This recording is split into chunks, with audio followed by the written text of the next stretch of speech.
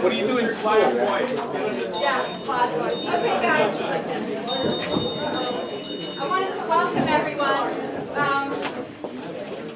Before I hand over the mic to our Senator Ann Goby, who's going to be acting as the MC for today's forum, I wanted to just take a quick minute and thank you all so much for coming.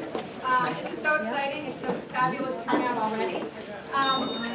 My name is Elizabeth Millad, and I'm with the North Brookfield Democratic Town Committee. And the idea for this forum originated early in December at a meeting of the West Brookfield Democratic Town Committee. Is this my meeting? Yeah, I'm a teacher. I can do this. Yeah, the West Brookfield Dems had an idea to try to get together a forum like this. And from there, the Democratic Town Committees of North Brookfield and Brookfield and Sturbridge, we all agreed to support and collaborate to try to make this happen. And we're also very excited and grateful to have the support of the Tantascwa Young Dems. That's really exciting because that's a club that just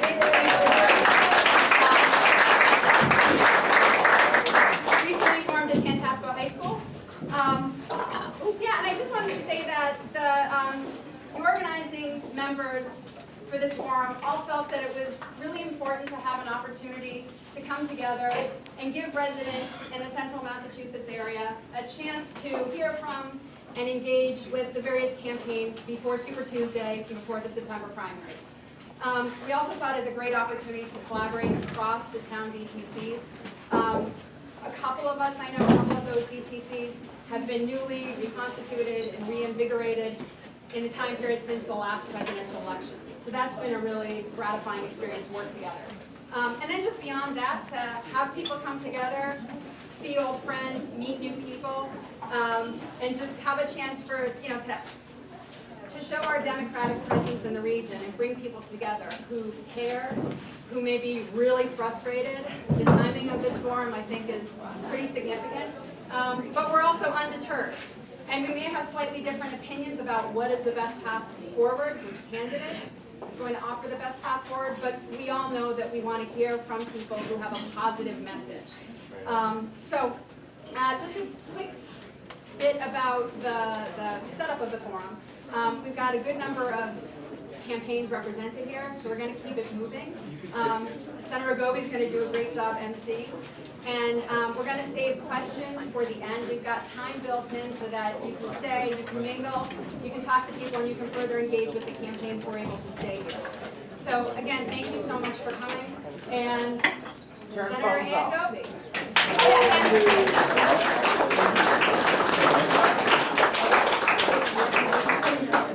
I'm supposed to tap this with my finger to see if it's turned on. What? Guess not. No, but it needs to be lower. I will. Good morning, first of all. Welcome. Awesome. Well, I'm going to ask people to go first if we could stand to pledge allegiance, please. I pledge allegiance to the flag of the United States of America and to the republic for which it stands, one nation, under God, indivisible, with liberty and justice for all. Thank you very much. What a fantastic turnout. I'm really pleased to see so many people here. And as Elizabeth already mentioned, we're going to try to keep things moving along, to have an opportunity. I know that some of the folks that are here today to speak on behalf of either of themselves or their campaigns have other things to do today too, that they're running around the state, running around the district, doing much of what we're trying to do, and that's to make sure that we see a lot of blue on the upcoming ballots, right? One of the things I'd like to mention real quick is that we do have a couple folks that are here that are running for some local elections, and at the end, they will also be here, and I would encourage you to reach out to them, to talk to them, and they have some literature that they brought. One is Paul DiPaolo. Paul, where are you? So you can give, okay.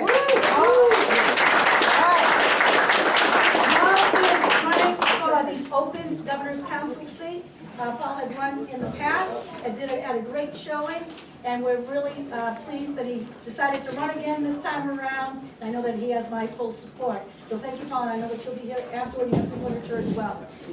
Kasha Winenberg, where's Kasha? Come on up here for a second. Give away so people know who you are.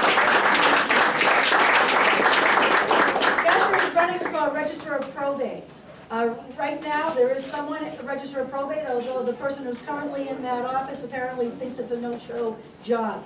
That won't be the case with Kasha, and she's going to be here and have an opportunity again to meet with people, and I know that she's looking for a lot of support. So the first time for her running for office, which can be extremely daunting. So I would encourage you to show her some support, and if you have an opportunity, you'll be around afterward to be able to say, so give a nice little hello right now.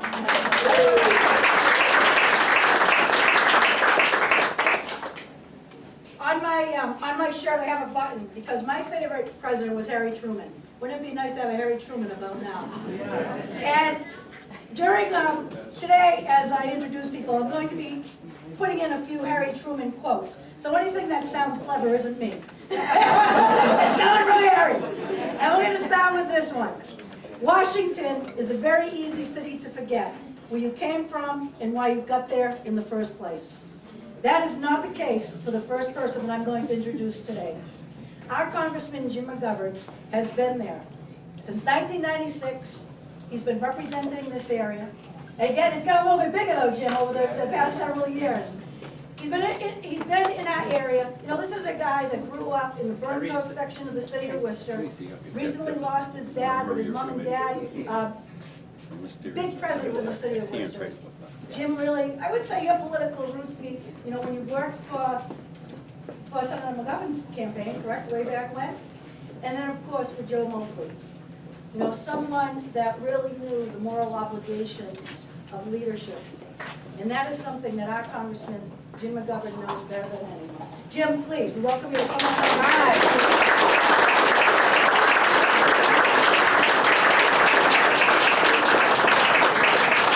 I don't know if this works or not, but let's hear it for Aunt Gobi. I mean, it's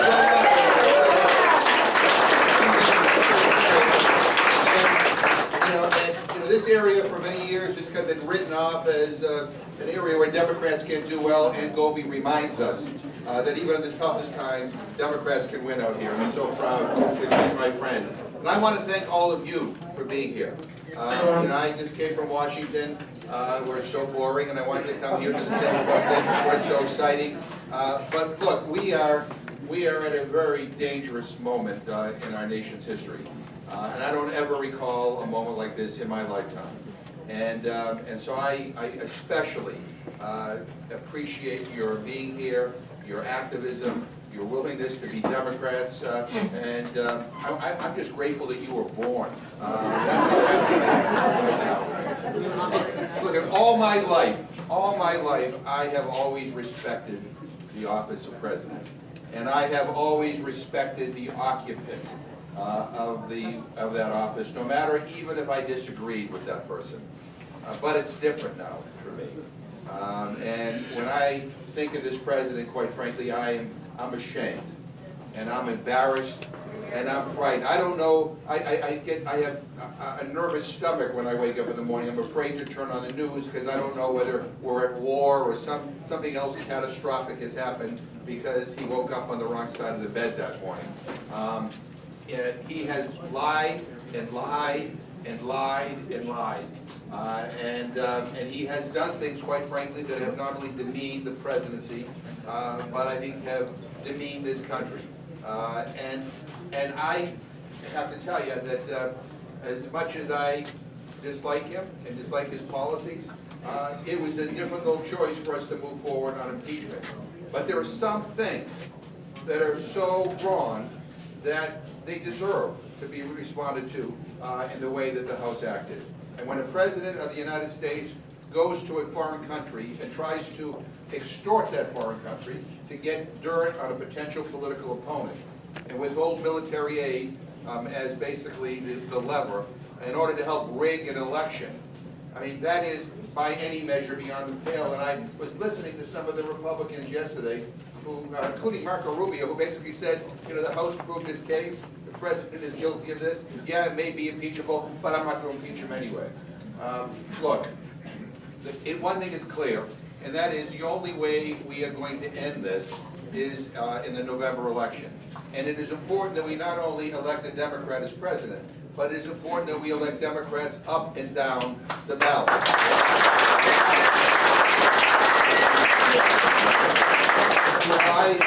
a lot of friends of mine who are Republicans and who I have respected over the years. But I have to be honest with you, I'm just disappointed with their lack of courage, their lack of spine. It's one thing to say to me privately that they think he's wrong on everything, that they think he's erratic and unhinged. But then when they go before the cameras, they say he's wonderful. That's not courage. And I'm going to tell you, all those who have circled the wagons around him, history will not look kindly on them. Just like history will not look kindly on those who circled the wagons like Paul McCartney or Richard Nixon. So, I mean, they're going to have to deal with their legacies. But look, the reason why we want to elect Democrats is not just so that we can have power. We want to elect Democrats so we can advance a positive agenda. We want to expand health care protections for everybody. I'm for Medicare for all. I think we can do better than what we're doing right now. We're the richest country in the history of the world. There are still too many people who do not have health care, or if they have health care, it really isn't health care when they get sick because they realize that they're covered for nothing. I can't believe that we can't lower the cost of prescription drugs. I had a group of parents come to see me a week ago. All their kids had diabetes, and they brought me the bills. And they said, insulin's been around for 100 years. Why is it so damn expensive? Well, the reason why is because the drug companies can boost the prices up as they see fit. It is wrong. And so we need to take on the pharmaceutical companies. I see a lot of young people here today, and I've been really inspired by all the activism around the climate crisis. Young people get it. They see that this planet is being destroyed, and we have a short window of opportunity to reverse that trend. And so we need to get serious about dealing with the climate crisis. That's why I'm for a Green New Deal. That's why I'm for moving for green, clean, renewable energy and moving us away from the fossil fuels. We need to rebuild our infrastructure. I just drove out here from Worcester, and I got to be honest with you. If there's a chiropractor here, I'd like to see you afterwards. Because some of the roads are not what they should be.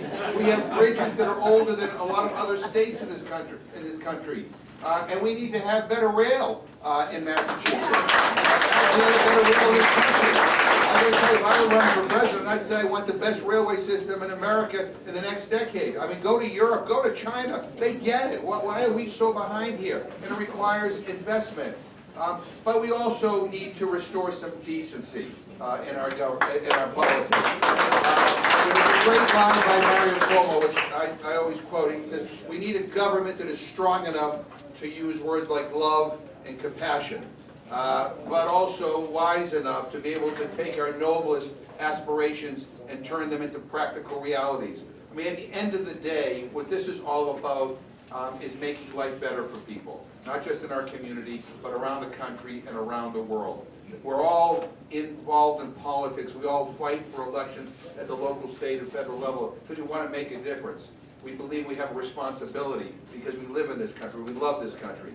And it hurts me, and it makes me sad when I see what is happening right now, when I see how this president has coarsened our politics, the language, the tweets, the offenses, the racism, the bigotry, the homophobia, the Islamophobia, all the negativity coming out of here. Enough. I mean, he says he wants to make America great again. I've always believed that America is a great country. What we need to do is make America good again. So, I'll just close with this. The way you win campaigns is the old-fashioned way. Grassroots organizing, going door to door, talking to people one by one, going to coffee shops, doing all the stuff that all of you have been doing. We can win this. We can win this. And look, we will be outspent because they have endless, deep pockets, which is another reason why we need to win, so we can actually pass a constitutional amendment to overturn Citizens United.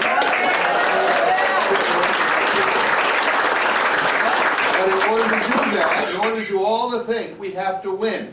We have to win. It's not just enough to be right on these issues. We have to win. And that requires a renewed commitment by all of us to roll up our sleeves and do the phone calls and raise the local money and go door to door and do the grassroots organizing. There's no secret to this. But this, in many ways, I think, is our last chance. I think we're a resilient country. I don't know whether we can rebound from another 4 years of this. And I'm going to tell you, I don't know whether or not our elections will have any integrity if this guy wins again, you know, with the help of Russia and China, or whoever the hell else he calls in to help him out. I mean, I always tell people, I've won elections and I've lost elections. It's better to win. When you lose, sometimes it hurts and sometimes even aches. But nonetheless, I would take losing an election any day of the week if I knew that the verdict was rendered by the voters who live in my district. But I'll tell you, I'm not going to sit back and allow foreign countries and foreign interests to tell us or to dictate to us who our leaders will be. You know, you go back and read our history. Our forefathers fought for independence against a foreign nation. I don't want to go backwards. And this is not exaggeration, you know, or hysteria. I mean, you see what's happening here. And so this is an opportunity, not just to elect Democrats, not just to move our country in a better direction, but in many respects, it's an effort to save our country. And so I am proud to stand with you. I am proud you're here. Thank you so much.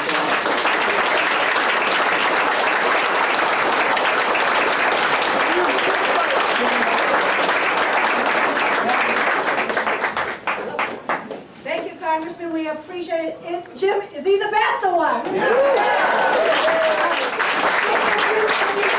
little bell going off once in a while, that is our timekeeper. Bob is going to keep things moving along, and as we've already mentioned, at the end you'll have an opportunity to question folks that are able to stay around. So again, thank you very much. You know, Jim, when you were speaking too, you know, Harry Truman would often say, you know, it's plain hokum. If you can't convince them, try to confuse them. And that's what we say over and over again. That seems to be what the Republicans want to do. Try to confuse you, right? We're not buying it, people. We're not buying it. I'd like to introduce at this time, I'm going to have Kareem, if you could come on up. And what Kareem is going to do, he is here on behalf of the Ways and Means Chair in the House, our good friend, Richie. Yeah.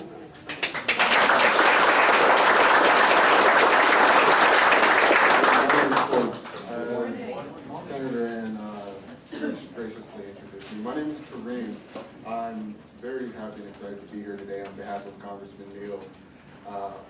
Congressman has been a lifelong and committed fighter for our country and the values that we all hold near and dear.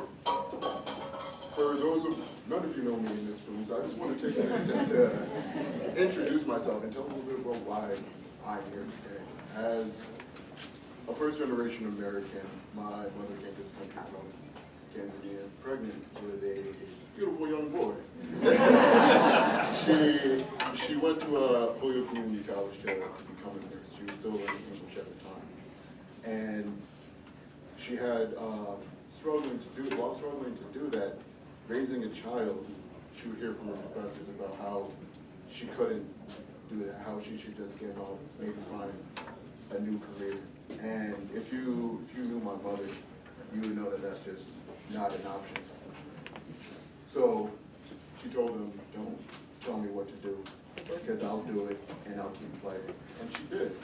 And she was able to fight, and she was able to raise a son that is standing here before you today. As a nurse, I hear every day the struggles that people are going through facing this healthcare situation that we have in our country today. People that go to the hospital and aren't worried about healing. They're worried about how they're going to afford their prescriptions or how they're going to afford their bills. I'm proud to work for a congressman that has introduced legislation that would lower the cost of prescription drugs, that has lowered the cost of prescription drugs. He's been a consistent champion for working class families across America. He has been introducing legislation from the Secure Act, which would help every American save for a safe and secure retirement. We work our entire lives and should be able to maintain that standard of living once you reach that age. He has been a consistent fighter for infrastructure development. Just this week alone, we can talk about how that power affects all of us, how that power is coming home here. This week alone, the Congressman introduced an infrastructure framework plan of $760 billion. Now that plan will allow small rural communities across our nation, right here in the district, to to improve their roads, their bridges, wastewater treatment facilities. This is much needed. There is no reason why we shouldn't be having this. Our communities need this. It would also allow us to lay down the framework for a greener tomorrow by creating opportunities for alternative transportation forms. The Congressman mentioned East-West Rail. I am very much looking forward to that. We can make that happen. And the Congressman is fighting for that. We need to keep moving forward. We have a president in the office who is not, he's not sort of, the Congressman has been a champion working alongside Congressman McGovern to hold the Republican administration accountable. One of the first hearings that he held in 2017 was dedicated to the tax law, or 2017 tax law. One of the first hearings that he held in 2019, once becoming chairman, was to address the effect of 2017 tax law and how that impacted working Americans, how that took away from your retirements, your tax savings, and gave that to wealthy corporations. That we were able to review that. We are addressing those needs as needed. I am proud to continue to work and fight. I'm humbly asking for your support as well. We are working in this district, even from even the work that we have done across this district has impacted everybody in Worcester County, Hampton, Hampshire, Franklin, and the Berkshires. Dozens and dozens of fire departments have been able to receive millions of federal funding that saves lives. This infrastructure development plan that I mentioned earlier would go towards additional funding programs, additional funding that allow for new public safety developments, new fire departments, new safety improvement that will save additional firefighters' lives and the lives of human beings. We have to hold this precious resource near and dear. I, again, thank you for your support, everybody, and I hope we can count on you supporting us in this upcoming election.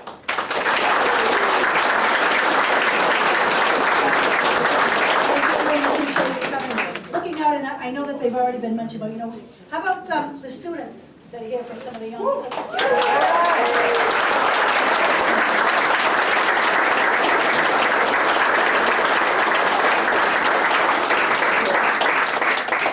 It means a lot when we have people, especially young people, getting involved in elections. And I know, Max, how did the hearing go this past week? It went well. Okay. Listen, I'm going, since I got, you got 1 minute. Tell them what you were there for, Max.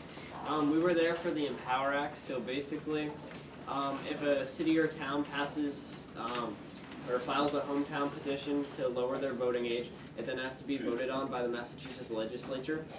But currently, like 6 or 9 towns, have passed that. But the legislature has not looked at it, and so the Empower Act would change it. So then, just the towns and cities who voted for that would have the final say. Okay, and that would allow, Thank you. and people say, gee, why do we want to let 16 and 17-year-olds vote? But part of it too, would be to vote in their own town elections. And at a time when we're trying to get younger kids to get involved, to get on boards, to get on committees, what better way to do that? So I want to thank you.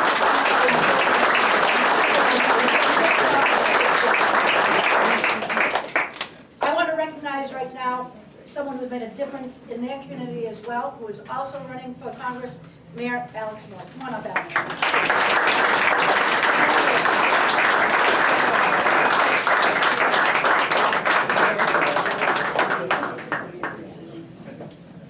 Thank you, Senator, and good morning, everyone. My name is Alex Morse. I'm the current mayor of the city of Holyoke out west, and it's such an honor to be here this morning in West Brookfield. And I've already had the opportunity since I launched my campaign last July to come to Brookfield, visit with the Sturbridge Democratic Town Committee. I'll be in Dudley next week because a core value of our campaign is showing up everywhere in every corner of the 87 cities and towns in central and western Massachusetts, and running the kind of campaign that's reflective of how we want to govern. And that means showing up and standing before you, taking questions, talking about our vision. A little bit about me: I was born and raised in the city of Holyoke. My parents grew up in public housing. My mom was at Bowden Village and then at Whiting Farms, met my father, and she got pregnant when she was just 17, and unfortunately her and my father both dropped out of high school. But they worked very hard to make sure that my two older brothers and myself have the opportunities that they didn't have. They moved into the working class. My dad's worked at a meatpacking company in Springfield, Carando Foods, for the last 34 years, a member of UFCW, and my mom opened up a family daycare at the house that I grew up in. And when I think about the community there and the community that I grew up in, when you think about a place like Holyoke that at one point was the paper city of the entire world, and factories shuttered, there was high crime in the downtown, flight out of the city altogether, little economic development.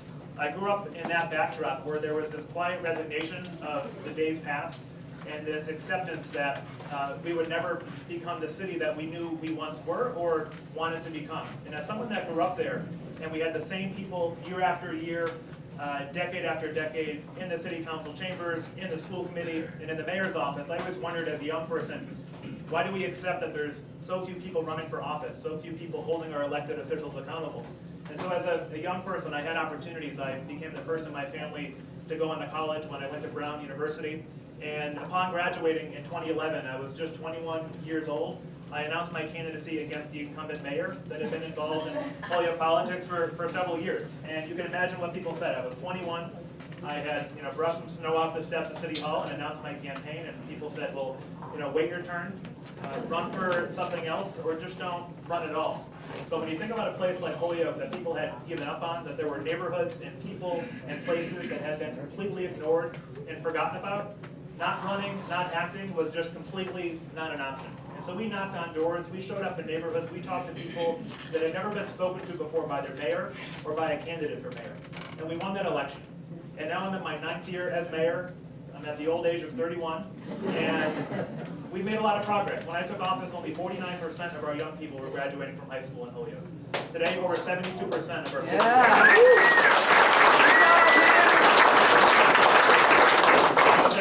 crime is down 40%. Unemployment has gone from over 13% to under 5%.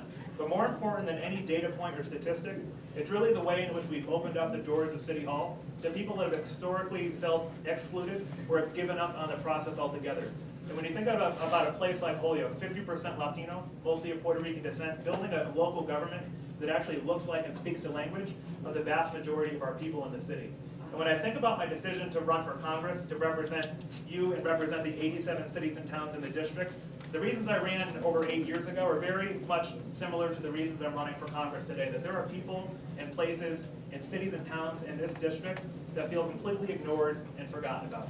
It is time you have a member of Congress, regardless of the amount of power they have, the amount of years of experience, a member of Congress that shows up and talks about their vision, regardless, again, of how long they've been there. And so when people ask, well, why are you running against another Democrat? And why are you running against a Democrat that has an immense amount of power as the chairperson of the Ways and Means? It's not just about having power, it's about how you use that power and who you use it for. And what's the point of having power if you're not going to use it to hold the most corrupt, dangerous president in our lifetime accountable? What's the point of having power if you're not going to push for policies that actually believe that healthcare is a human right? You can't take on the pharmaceutical industry when you're taking hundreds of thousands of dollars from the pharmaceutical industry in the first place. What's the point of having power if you're the only congressional Democrat in Massachusetts that refuses to sign on to the Green New Deal? That just over the last couple of weeks negotiated the USMCA, giving President Trump not only a political victory, but completely throwing our environment and climate under the bus. Every major environmental organization in our country has panned the USMCA. In 2020, to not even utter the phrase climate crisis or climate change in that agreement is completely unacceptable. And so let's talk about power. Over the last year, our member of Congress, Congressman Neal, has been chair of Ways and Means. He's used that power to bar laws of tax filers from using a free tax filing system with the IRS. Back in December, he killed the surprise medical billing legislation. 10,000 Americans a day get a surprise medical bill throughout our country. This was a bipartisan agreement to end surprise medical bills. It was our member of Congress, Congressman Neal, after taking $29,000 from Blackstone, a private equity group, that he came out and killed that surprise medical billing legislation. And so when you think about power, it's about having a member of Congress whose only special interest is the people in this room and the people that actually live in central and western Massachusetts. And that's why I'm proud not to take a single dollar of corporate PAC money because it's important that all of you know that when you take votes or make decisions, you're making those decisions with the people of your district at heart. And so we know over the next 7 months, the primary is actually 7 months from today, and I would argue it's not those members of Congress that have been there for 20 or 30 years that are exercising the most influence or power on our country and on the Democratic Party agenda. It's those members of Congress that have been there as short as 2 to 4 years that are exercising power and showing influence. So I'm going to go to Washington not to do the work for you, but to do the work with you. And the fact that we have a member of Congress that hasn't done a town hall in nearly 2.5 years in any of the 87 cities and towns is completely unacceptable. And you may disagree with me on certain votes or certain values, but I will always promise to stand in front of you, to take questions, to be held accountable, and to talk about the work we're doing in Washington together. And so I look forward to continuing to get to know you over the next several months. I will be around, and I look forward to being back. But thank you for being such good Democrats, and let's send better Democrats to Washington.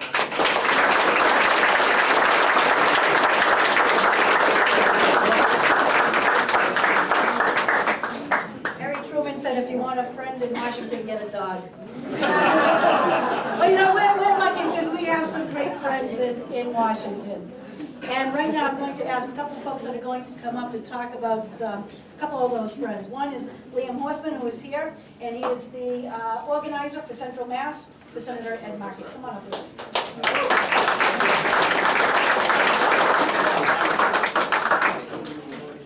Hey everyone, can everyone hear me okay? Good? All right, hi everyone. My name is Liam Horseman. I am one of the field organizers for Senator Ed Markey's re-election campaign for Central Mass. We also have Corey Bisbee working in this area, and Aidan Horgan, our regional organizing director, who's in back. And we are happy to be here today representing Senator Markey. So I want to speak for just a couple minutes about why I support Ed and why I think we should all send him back to the Senate this year. And then I'm going to talk a little about how you can get involved right now. So before I became an organizer, I thought that I wanted to be a teacher. And I found that a lot of the same values that originally led me toward teaching have now brought me to organizing, which is to say, doing what we can to prepare the next generation for the world they will grow into, and making sure that there's a sustainable world for the next generation to grow into. And if you talk to that next generation, to a lot of young people right now, we're scared, not just by the political situation, but by the environment that we see as well. We see the stories of the wildfires in Australia, or in California, or hurricanes in Florida, and we don't necessarily know what the world is going to look like 10, 20, 30 years from now, and we don't always quite know where to turn and who to look to and who will lead on the issue of climate change. But I can tell you that young people love Ed Markey. My third day on the campaign, I went to a youth climate strike where there were high schoolers from all around the state striking to demand climate action. There was some people as young as 12, 13, 14 years old there, marching, making speeches. And Ed came and spoke, and I wish you could have all seen the way those kids lit up when Ed talked. He was like a rock star to them. They had a chant going. It was Ed Markey, he's the one, Green New Deal, he'll get it done. One of them shouted, "Adopt me," while he was there. And they really, really trust him on this issue. And yes, it's in part because of his work on the Green New Deal, which is the most expansive climate action resolution ever introduced to Congress. But Ed's record on this issue goes far, far further back than that. He has been fighting for climate action long, long before many people were willing to give it the attention that it deserves. Just to name one example, the first piece of climate legislation to ever pass a House of Congress is called the Waxman-Markey Bill. He's a co-author on it, and it bears his name. And that dedication to this issue has earned him an immense amount of trust among environmentalists, among young people, among basically everyone I know who cares so deeply about climate action. And I know I don't want to let any of those people down this year. But the remarkable thing about Ed is it's not just climate change. He has been a leader on basically every issue that has faced the country over the course of his career. In his career, he's passed over 570 pieces of legislation. I'm not going to name them all, but I do want to mention just a couple to show the breadth of the work that he has done. On gun control, just late last year, he secured $25 million for the Center for Disease Control to study gun violence. It's something that Republicans have blocked for a long, long time. We were not able to study gun violence, so we did not know how bad the crisis was. And now, because of the work that Ed has done, we can. And that is a crucial, crucial first step toward ending this epidemic of gun violence that we see in this country. On reproductive rights, Ed's endorsed by Planned Parenthood and the Overall Pro-Choice America, his resistance to the Trump administration's efforts to curtail reproductive freedom, and for his co-sponsorship of the Reproductive Rights Are Human Rights Act and the Women's Health Protection Act. On the opioid epidemic, Ed has authored legislation to increase treatment for addictions to synthetic drugs, like heroin, among others, and has fought to stem the flow of fentanyl through our borders. That's legislation that he worked on with Marco Rubio and Rand Paul. Two incredibly conservative senators, where on basically any other issue, Ed and them could not be further apart. But this was one place where he was able to come together with them to pass legislation that will be literally life-saving. And so Ed, is able to work across the aisle and find ways to be bipartisan without compromising on those core values.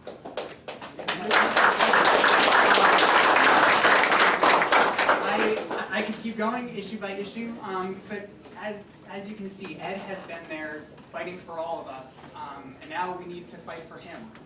So I will say that the primary is in September, but we have events coming up that are going to be incredibly, incredibly important to the campaign in the meantime, and those are town caucuses, where each town will elect delegates to the state convention, and if you care about re-electing Ed Markey to the Senate, the best thing you can do is come and participate in your town's caucus. It will be between February 15th and March 22nd. If you want to come up to me afterward, I'll be standing over there by the door, and I can talk more about how you can get involved in your local town and make sure that we send Ed back to the Senate. So if you've been a supporter, thank you. If you're just now getting involved, welcome. Let's fight for Ed. Thank you.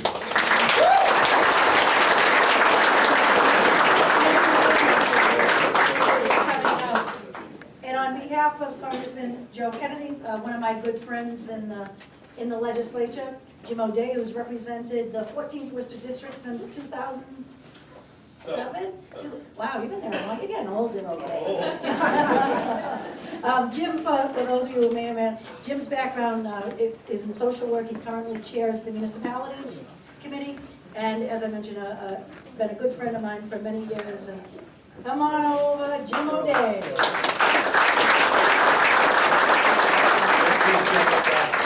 Good morning, everybody. How about Ann Goby?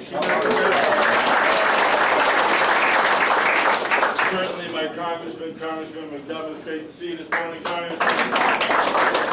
Good morning, everybody. I'm really happy to be here this morning. Look at all you activists. This is tremendous. On a Saturday morning, the day before the Super Bowl, you think you'd be home cooking, but I know the Patriots aren't playing, some other teams, and we don't really care.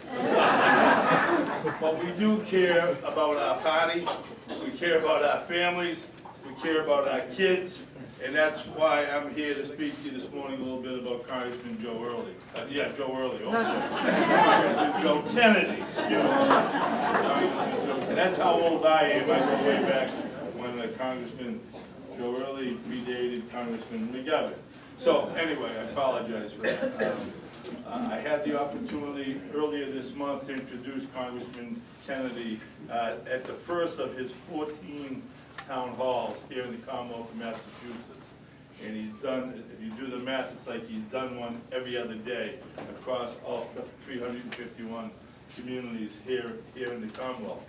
And what I'm so excited about with Congressman Kennedy is that from where I stand and sit, he has skin in the game, right? He has 2 young children, so he knows that the future is now, right? He's concerned, not unlike the rest of our candidates, about our climate, about our children, about our education, about our infrastructure.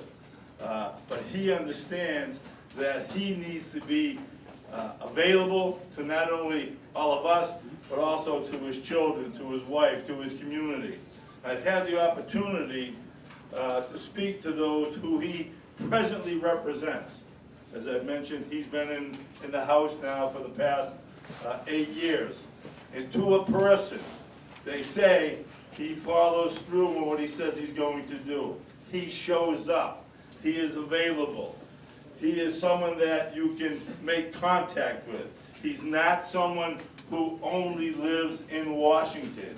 He comes back and represents his district.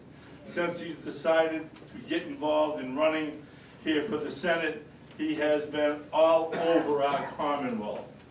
And I can tell you that he cares, you know, to him, diversity is an asset, not a problem looking for a solution.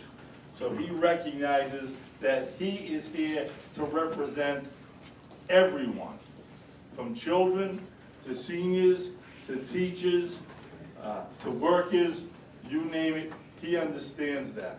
So it's for those reasons that I've been very happy to be an elected official who has endorsed Congressman Kennedy. And I'm looking forward to the upcoming campaign season.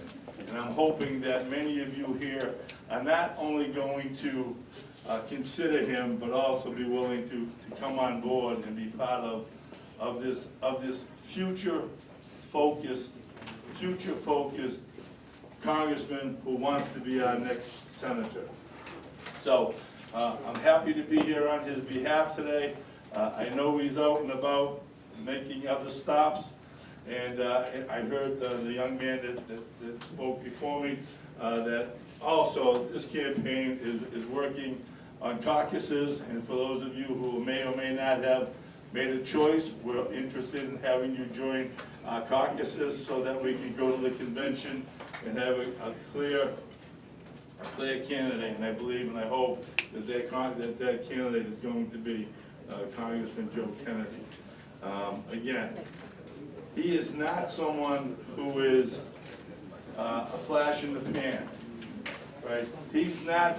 This is not a special election, ladies and gentlemen, right? If he does not win this election, he's out. Okay, this isn't someone who's running and knowing, well, if I lose, guess what? I can still maintain my congressional seat. He's risking it all. He's risking it all after having been an individual who's worked for the Peace Corps, after working in the field of being a district attorney. So he understands the challenges that every one of our families deal with. And he's willing to put that all on the line so that he can represent us as our next senator. So I'm here today to ask you for your support, and thank you very much for all of your activism and for being present here today, and look forward to seeing you all on the campaign trail. Thank you very much.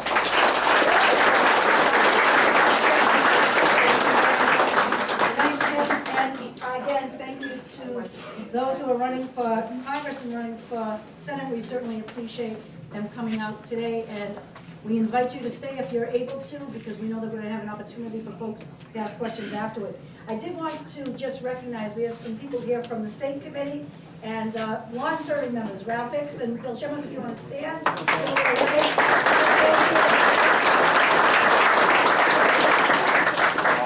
we have our newest member, Sonia. Oh, Tanya, that's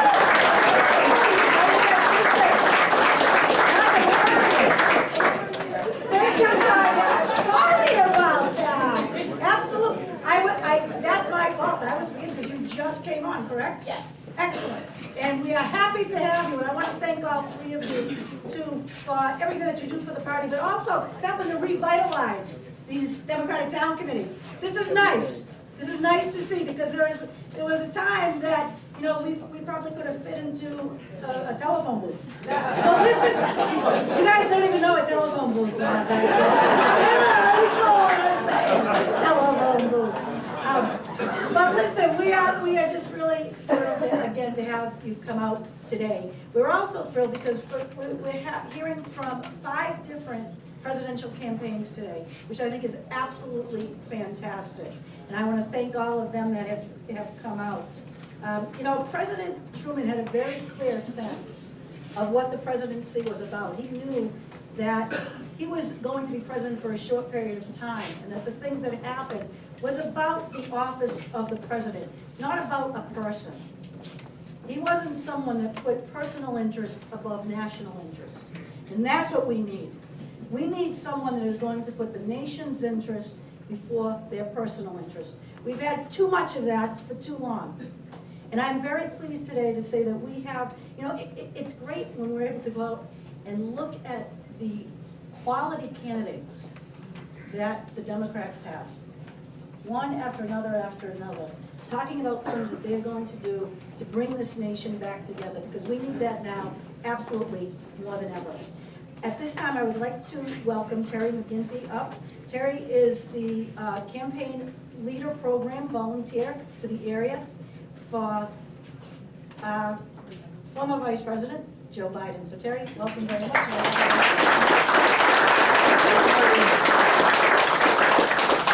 Good morning, everybody. My name is Terry McGinty. I have been building a house in Warren for several years. That's why you don't know me, but I'm moving here. I served as the country director for the National Democratic Institute in Tajikistan. And after a year there, I was shown the door by the government there, in part, we believe, because of the intervention of Vladimir Putin. So when those of us who worked for this organization heard that Paul Manafort was named to be the campaign director for Donald Trump, we actually were horrified, and we suspected what was happening, and we were treated like we were a little bit paranoid. And as we all know now, we were not being paranoid. I was a Bernie supporter in 2016, and first of all, I'd like to say that in addition to having wonderful Democratic candidates, I hope we will all commit to voting for whoever.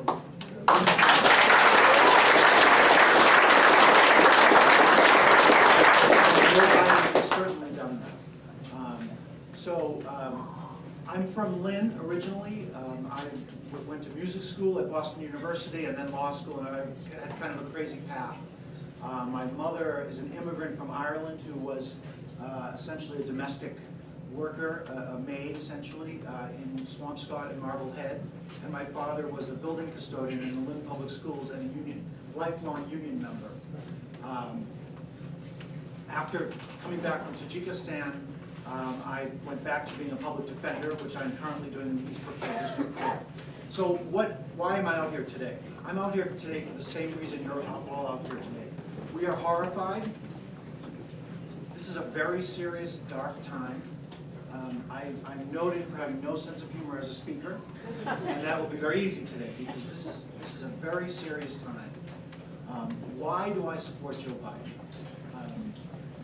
In 1986, I was an intern in the House of Representatives for Representative John Conyers, and I had the honor of each morning picking up the phone, calling the Detroit office, and the voice on the other end of the line said, "Good morning, Congressman Conyers' office. This is Rosa Parks."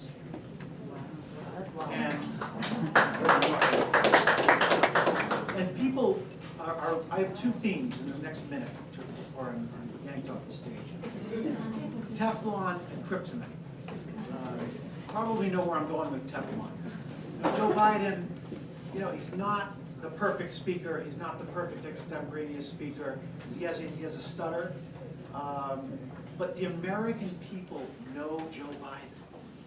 That's why I am supporting Joe Biden in this particular year.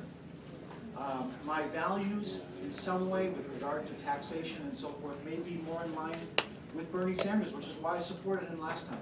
But this year, I will vote for Bernie Sanders if he is the nominee. But The reason I am supporting Joe Biden is this is a very special and very terrifying year. And those of us who worked in the former Soviet Union know what we're dealing with. I think we all know what we're dealing with now. The American people know Joe Biden. Even people on the other sides of issues have respect for him. And this is key. He will be nearly impossible to paint because the American people already know him.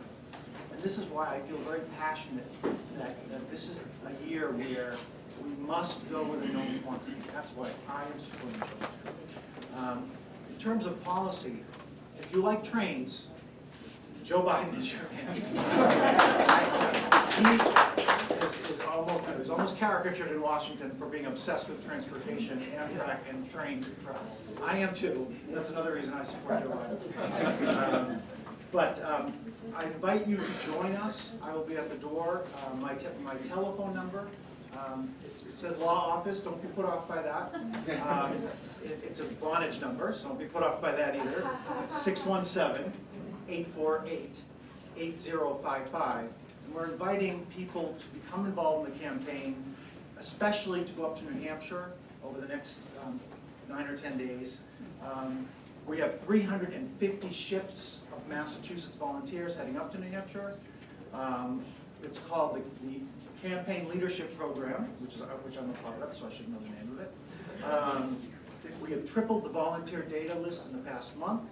In case you're wondering, there's at least one poll that showed Warren at 26% and Biden at 23%. And so he's a sleeper in a way, because it's partially his personality. But we are taking Massachusetts very seriously. We believe he can win Massachusetts, and I invite you to join us. Thank you very much.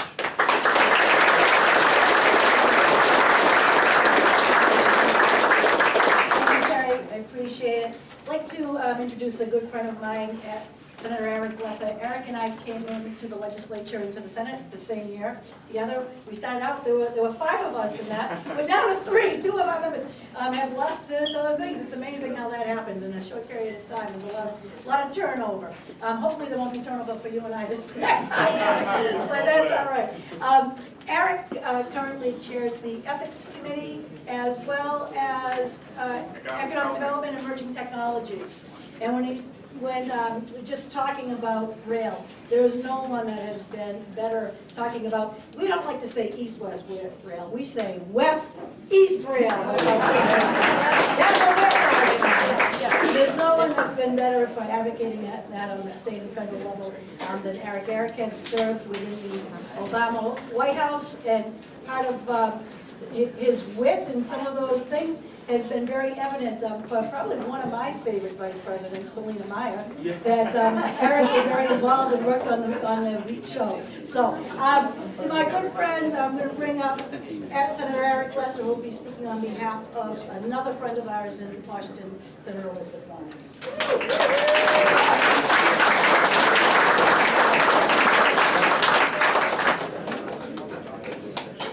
Let's give a round of applause to Ann Go. I see a lot of familiar faces here. I'll just reintroduce myself. My name is Eric Lesser. I'm a state senator from your neighboring state senate district. I start in Wilbraham. So do we have anyone from Wilbraham here or points west? But around here I'm known as Ann Govey's friend and wingman. And I just want to say something real quick about Ann, which is there is no one in the legislature, I would frankly say there's no one in politics that works harder or is more effective than Ann Govey.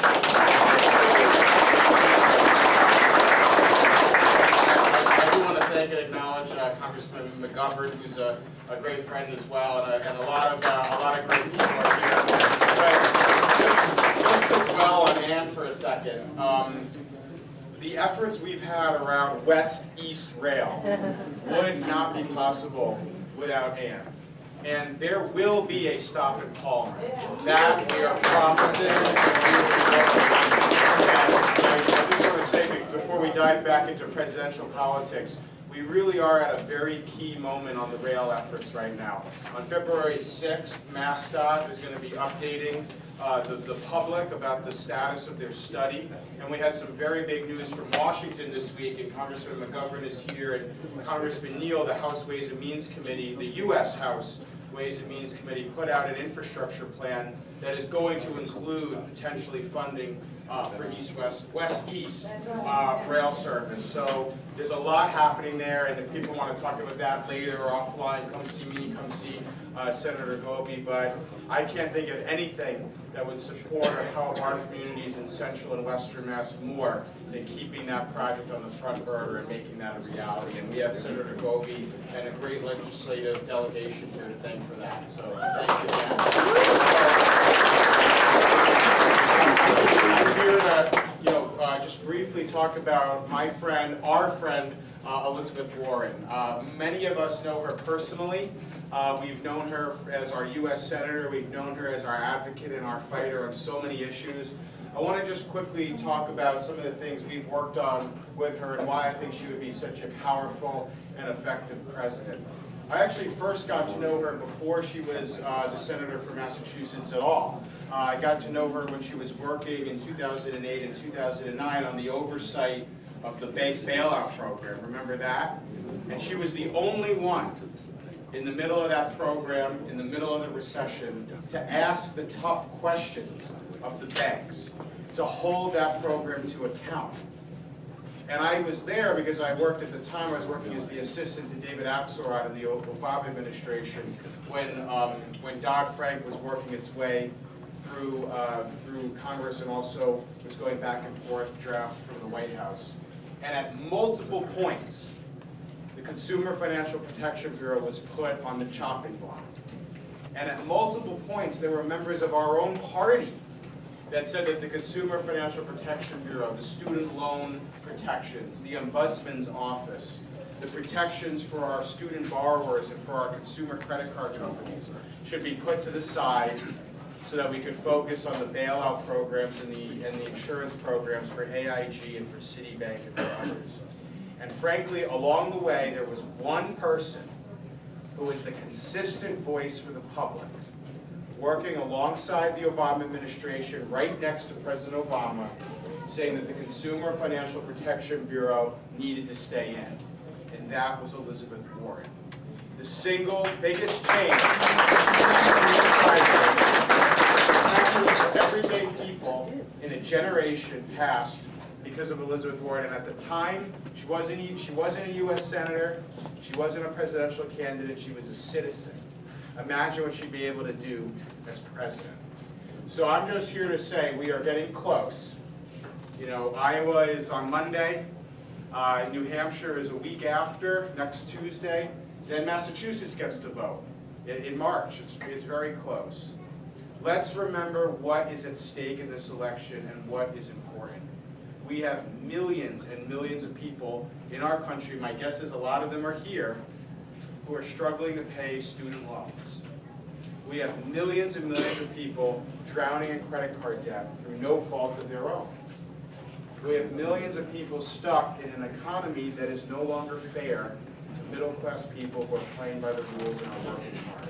Including senior citizens. Including senior citizens, exactly. And in fact, the student loan issue impacts seniors a lot as well. We've worked on this with the student loan bill right at the State House. A lot of seniors are co-signing the loans for their kids and for their grandkids, which is wrapping them in to these debt traps. People can't retire because pensions don't exist anymore. Healthcare costs go up, housing costs are going up. There is one candidate in this election who has a proven track record of actually moving the needle and getting laws passed that go to that exact issue you've just brought up, and that is Elizabeth Warren. So I really hope everyone would bring it home for our hometown candidate, Elizabeth Warren. She's been focused on the right issues from day one. She will deliver on those issues as president. Hope everyone will give Senator Elizabeth Warren consideration. Thank you.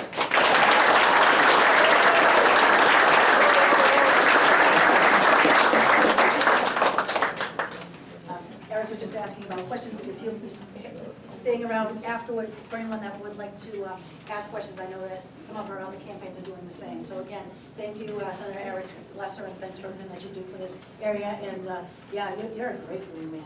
What's that? What was it? Tom, what was his name? Yeah, what was the guy's name? Cruise. Yeah, no. Goose! Are you my goose or something? I don't know. Anyway, forget that. I want to ask James Bernard to come up. James is here on behalf of the Bernie Sanders campaign. James has done a lot for Labor for Bernie, for Central Mass Young Dems for Bernie, and we really appreciate, he is a very familiar face in the area and getting involved in an awful lot of campaigns. And so on behalf of Bernie Sanders, come on over.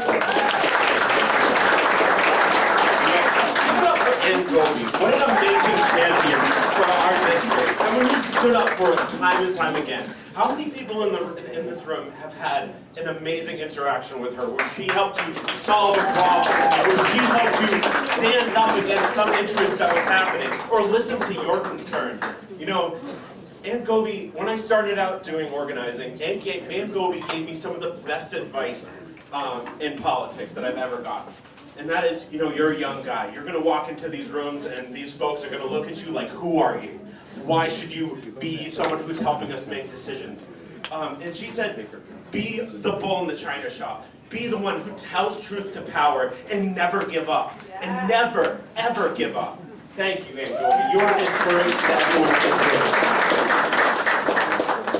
So, you know, what qualifies me to stand up here and talk to you about a presidential candidate? Well, in 2016, I was a delegate for Bernie Sanders. I've been the chair of the West Boylston Town Democratic Committee. I've been the chair of the Central Mass Young Democrats, which is a chapter of the Young Democrats of Massachusetts, which fights for progressive candidates all across our Commonwealth. I've been a community and a progressive organizer for campaigns. I've carried a lot of water for the progressive movement in Central Mass and beyond. You know, I've been a member of the Sunrise Movement. I'm a board member of Our Revolution, Massachusetts. And, you know, who's excited to get this menace out of the White House? Who's excited to put someone in there who's ready to fight for the working people of this country? We got a lot of fine candidates in this race. A lot of people, you know, I worked on several of their campaigns when they were running for statewide office. Who's ready for someone who's going to fight for justice for America? Who's someone who's ready to fight for, someone who's ready to fight for kindness, who inspires our young people to action, to make a difference in their community? Someone who's going to fight for civil rights and racial equity in our country. Someone who is going to fight against the crushing student and medical debt that is plaguing members of all backgrounds in our society. You know, that's why I'm excited for Senator Bernie Sanders. You know, he's someone who's going to get money out of politics, who's going to get rid of the disastrous Supreme Court ruling saying that corporations are people and then thereby buy elections in our country. I'm fed up with that. I know you're fed up with that. No matter who you support, we need someone who's going to fight against those large corporate interests. So why do I support Senator Bernie Sanders? Why do I think that you should take a look at what he has to offer us? Well, I think the proof is in the pudding. If you turn on the news right now, you see the guy who has the most momentum, who's inspiring young people, who's putting his record, his lifelong record of fighting for working class folks in this presidential campaign. So, let's see, where are we at? You know, I support him because he has the guts to rein in Wall Street. I support him because he's someone who's going to fight against the fossil fuel companies who are buying elections and buying congresspeople elections. I'm committed to him because he has fought his whole life for civil rights. Martin Luther King Day was only a couple weeks ago. He is someone who, even in the 60s, marched with Dr. Martin Luther King, who made a difference fighting against segregation in Chicago, back when it was very unpopular. He was someone who stood up for gay and lesbian and transgender rights in the 80s, in the 70s. Someone who was way beyond his time. And you know what? One of the best things that I like about him is because, and the reason why I trust him to be our commander-in-chief, is because he's not someone who has to poll test his answers. He's not someone who has to make a phone call to whatever CEO wrote him a big check. To decide where he's at on a certain issue. He's someone where you know exactly where he stands. So, what is he going to do for America when he's actually president? Well, if we take a look at it, he's going to make public college tuition free. Now that would change so much for our young people, for folks who are young folks who are struggling to pay for college, who are struggling to take on this massive amounts of student debt. He's going to fight for Medicare for all, so that every single man, woman, and child can actually have health care coverage that they can rely on. When they go to the doctor, they can get the services that they need. When anyone goes to the doctor, how many people in here like paying insurance premiums? Me neither. You know, I've been personally affected by this. In 2016, literally the week before I was elected to represent the 2nd Congressional District as a Bernie delegate, I got sick. I got really bad kidney stones, and I went into the hospital. I had just started a new job as a therapist, working with kids with autism, dual diagnosis, really tough job, and I got called out of, or I had to leave work because I had really bad kidney stones. It was absolutely horrible.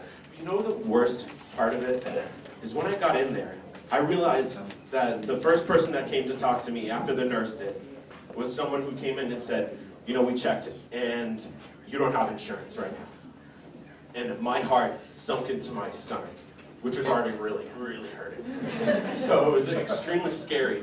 And you know, a few weeks later, I got a bill in the mail, and they sent me through all these tests, all this stuff that I didn't need, and they sent me out, and I found out that I owed this hospital $12,000. So many people, such a high percentage of people in our country are one step away from financial ruin, and it's completely unacceptable. So that's just another reason why I support Bernie. As someone who's actually fought for universal health care throughout his entire career, which dates back to the 70s when he became a mayor of Burlington, Vermont.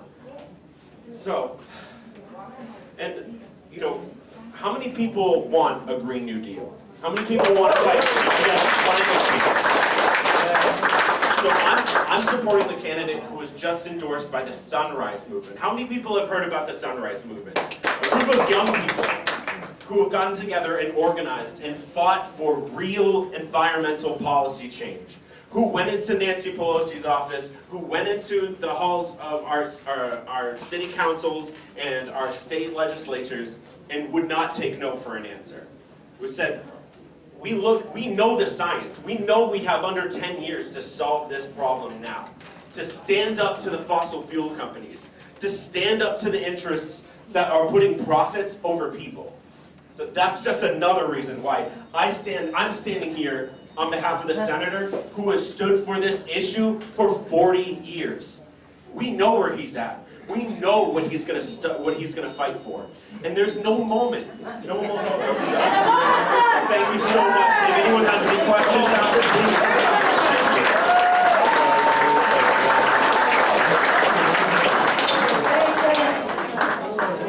Those pretty people have impassion, aren't they? Holy cow. No, you did a nice job.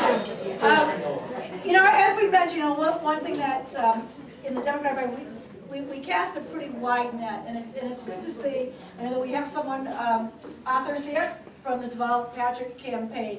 And when I was first elected, actually Jane Swift was still in, and we had Mitt Romney. And one thing I just sort of tell you a quick story. And boy, Mitt Romney, now we're kind of liking it. Yeah. But when Governor Romney was in, one thing that he had done that kind of put a bad taste in some people's mouths is that there's an elevator that goes up outside of the governor's office on the 3rd floor, and he wanted that just for his own exclusive use, and so he put kind of a rope around it, and nobody could use it for the years that he was the governor. No one could use it. When Deval Patrick came in, the first thing he did, that rope came down and that room was open and people could walk into that governor's office anytime they wanted. And I appreciated that. And you know, that was a sign to me that things were going to change a bit. And then he actually came out to Barry to look at some dams out here and culverts. And so I did appreciate that. So I appreciate that you're here. I know that Deval hasn't picked up a whole lot of steam, but maybe that will change. Come on up, Arthur.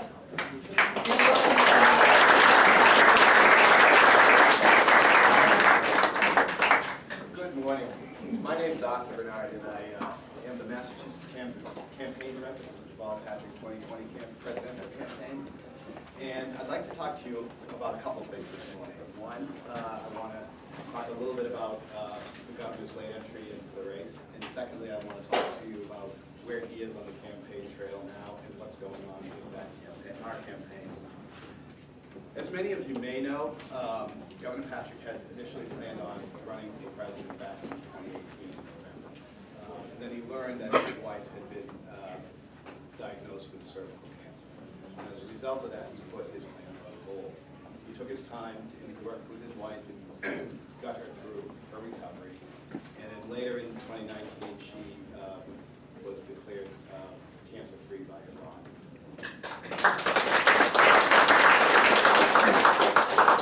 It's a little hard to hear you, sir. I'm sorry, speak into the mic. Sure. Yeah, right. And she knew, is that better?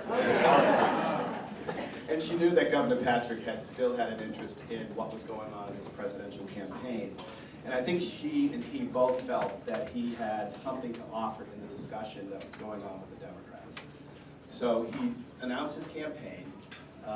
Initially, everybody said, you know, it's too late, he's an underdog, he has no chance of doing it. But as you all know, from his time here in Massachusetts as governor, he was always considered an underdog. When he first ran, nobody thought he was going to be on the radar screen at all. And when we ran for re-election in 2010, everybody said he had no chance, he was an underdog because he didn't raise any money during his first term as governor. He didn't want to have lobbyists or other money in special interest money in his office while he was governing the state of Massachusetts. So I'll say to you, just as we start out, don't count him out. He's been an underdog all his life. He's worked hard and taken advantage of the opportunities that have been given to him. And I think he feels as though in this race, he has something a little bit different to offer than many of the other candidates. We are so fortunate to have all good candidates in this race. However, in Governor Patrick's case, he has 2 terms as a governor with executive experience. He's been tested in times of crisis, as we all remember the unfortunate circumstances of the marathon bombing. He has had to deal with issues day to day with briefings around public safety, homeland security briefings on issues where you know, there was terrorist threats in Massachusetts, and he had to contend with those. The other candidates are all great, and they are all fantastic, but Governor Patrick does have some outstanding executive and leadership qualities to offer to us in this election. Where we are now in the campaign, today, Governor Patrick is in Exeter, New Hampshire. He's doing a town hall meeting. He's on a bus tour across the state, and he's been working hard, hand-to-hand, meeting voters, going out there, just as he had done in his first campaign. He is out there, he is talking to people, and as you know, Governor Patrick has a vision and a temperament and a point of view and a way to reach voters that I think is second to none. So I'm here today to just say to you, don't count him out, don't pay attention to the polls, pay attention to what he's doing and what he's saying, and listen to his message. I will be here after, you know, as long as you need. I have materials. I'll refer you all to devalpatrick2020.com. He has his campaign policy platform laid out there in detail. I have information if anybody wants to volunteer. We'd love to have you organize. We have many organizers today up in New Hampshire and have been for the last month. We're also focused in organizing quickly and well in South Carolina. So if anybody's interested in getting involved, I'll be here and I can help you, and I'm happy to happy to be here today. Thank you so much.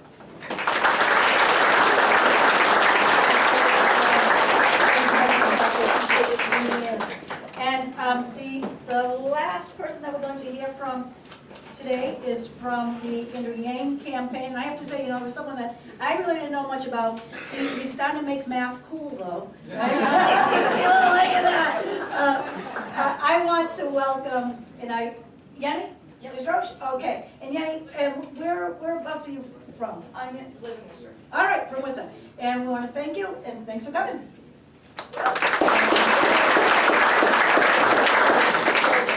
This is the first time I've ever gotten involved in politics to this level. Previously, I had been a Bernie supporter. I donated about a whopping $25 to his campaign, and that was my entire political contribution at my desk. So when I first started hearing about Andrew Yang, he really inspired me to dig myself out of the hole I was in and get involved in a way that I never thought I ever would. So I'm one of the New England Yang Gang regional organizers. I'm a volunteer. And I'm here to represent Andrew Yang because he's focused on healing our country, addressing job loss due to automation, changing confusing standards that value money over human value. I'm supporting him because our kids are not all right. We are leaving the next generation worse off than we were, and less than we received, and that needs to change. I'm here to talk about the problems that we've been facing over the last number of years because Andrew Yang is an entrepreneur and a problem solver. The fundamental question is, how did Donald Trump win by 7 to 20 points in Brookfield and the surrounding towns? It is so important that we get this answer right because it's the same thing that happened all over the country. If you turned on the news and tried to figure out the answer, what would that be? Electoral college, Russia, Facebook, LinkedIn. But the numbers tell a very different story. And it's that we automated away 4 million manufacturing jobs in the swing states. And unfortunately, what happened to manufacturing jobs is now happening in other parts of the economy. How many of you noticed the stores closing, the empty storefronts? There's one word answer for that, Amazon. Amazon is sucking up $20 billion a year. How much did they pay in taxes last year? 20 billion out, 0 back, while 30% of our stores and malls closed for good. We're in the midst of the greatest economic transformation in the history of our country, the fourth industrial revolution. It hit manufacturing, and now it's hitting retail, food service, transportation. And the most common job in most of the country, especially here in Massachusetts, is working as a retail clerk. Nationally, the average retail worker is a 39-year-old woman making between $9 and $10 an hour. What's her next move when the mall closes? Driving a truck is the most common job in 29 states. Yet we now have trucks that can drive themselves.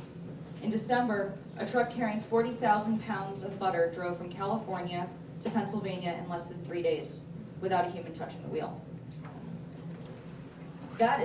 What's that going to mean for the 3.5 million truck drivers, or the 7 million who work in truck stops and motels and diners that rely on truckers getting out and having a meal? That's the nature of the fourth industrial revolution. And like it or not, Donald Trump is not the cause. He's a symptom. The challenge we have to solve is the problems that got him elected in the first place. If you've heard anything about Andrew Yang, it's probably that there's an Asian American man running for president who wants to give everyone $1,000 a month. And the first time you heard it, maybe the second, maybe the third, it sounded like a gimmick, a joke. But it's not his idea. It's a deeply American idea. Thomas Paine was for it. Martin Luther King Jr. fought for it in the 60s, and it's what he was fighting for the day that he was assassinated in 1968. 1,000 economists endorsed it in the 60s, and it passed the U.S. House of Representatives twice under Richard Nixon. 11 years later, Alaska passed a dividend, where everyone in the state gets $1,000 and $2,000 a month, $2,000 a year, no questions asked. And they pay for it with oil. And the oil of the 21st century is technology, software, self-driving vehicles, and big data. I don't think any of us get a data check in the mail. But if we put a mechanism in place so that we get our fair share of every Amazon sale, every Google search, every Facebook ad, every robot truck mile, we can easily afford a dividend of $1,000 a month. This is the trickle-up economy, from our people, our families, and our communities up. When Andrew Yang becomes president, and the Brookfield's combined freedom dividend brings $3.8 million every single month into the community, where are people going to spend it? How much of it would stay right here in the Brookfields? Almost all of it. Now, you're probably at your own Netflix login. But most of it will go to daycare, car repairs, Little League signups, to starting businesses and changing careers. This is the way we reverse the decline in many communities of the country, particularly rural areas like this that are being left behind. The truth is that our economic measurements have gotten it all wrong.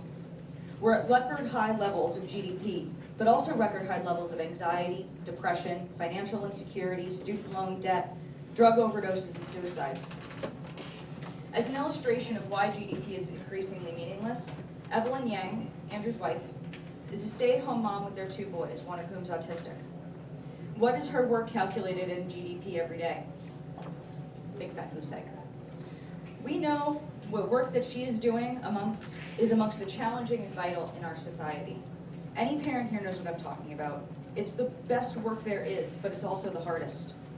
So if GDP is leading us in the wrong direction, what would lead us in the right one? How about childhood success rates, mental health and freedom from substance abuse, clean air and clean water, health and life expectancy? We can build our economy around these measurements in the 21st century. Andrew Yang, who for a while was thought to be a long shot, just placed 4th in a recent national poll, 3rd in a poll in New Mexico. And he also just won the Iowa Youth Straw Poll, which has correctly predicted the Iowa vote for most of the elections since 2008 when it had started, including Trump's win. He is the only remaining candidate that 10% or more of Trump voters say they would support in the general election, which means when he's our nominee, we win in November. We have to acknowledge the depth and severity of the problems that are now racking our communities. But then we need real solutions to actually improve our lives. President Trump got some of the problems right, but the solutions were the opposite of what we need. We have to move the clock forward. We have to accelerate our economy and society as quickly as possible, and we have to evolve the way we think about ourselves, our work, our value. Let's make America think harder together. That is our new way forward, and that's why we're going to win. Thank you.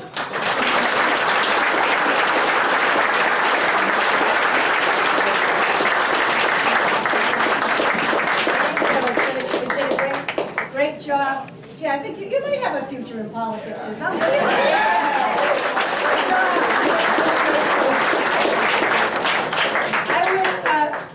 A very sincere thanks to all of the candidates and members from their campaigns who took the time to be here today.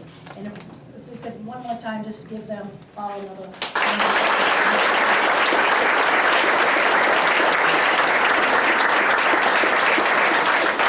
As I mentioned earlier, people are going to stay, we'll have an opportunity to ask questions, and there's a lot to think about. We have a lot to think about.